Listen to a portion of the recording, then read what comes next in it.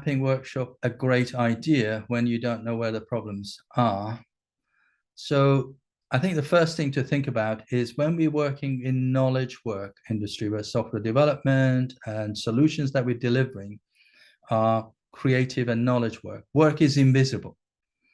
So it's difficult to see where the work is flowing and where it's piling up, where it needs attention, whose attention is it needed. And so what turns out is that in these systems, people become incredibly busy. So we are busy, but we're not effective. We are busy because we start a piece of work, then we hit a problem, we send an email, ask someone, but we can't be sitting on our hands, or we feel that that's not the right thing to do. So we start another piece of work. So we keep overloading the system with lots of pieces of work that are in flight, but not many things get done.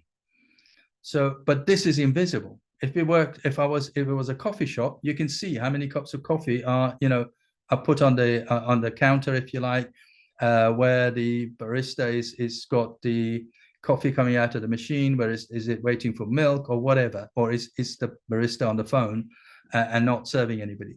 But in a software development or creative work environment, this is invisible. So what does the value stream mapping do?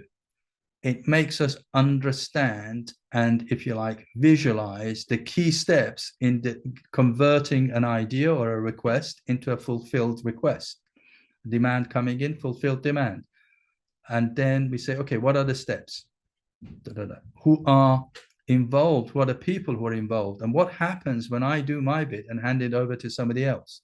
So I obviously think that what I've done is perfect. I hand it to somebody else, they take it, and it may not be. So it will come back, loop back to me for more information or some rework that is needed, goes back and forth until it goes to the next step and the next step and the next step.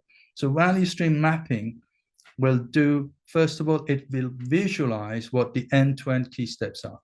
It will also put the measure of how long does it take for a piece of work entering system and exiting at the other end. How long does it take? And it will also show us where the pinch points are. And on top of that, where the highest impact pinch point is, by looking at what's the delay and what's the rate that work arrives at that station. So these insights are something that you can only see when you do a value stream mapping exercise. Now, and also when,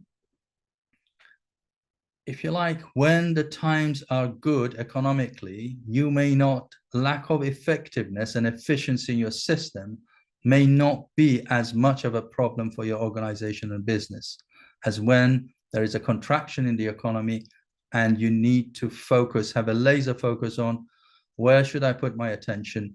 Why should I remove this or add that? And that's where the value stream mapping comes to its own.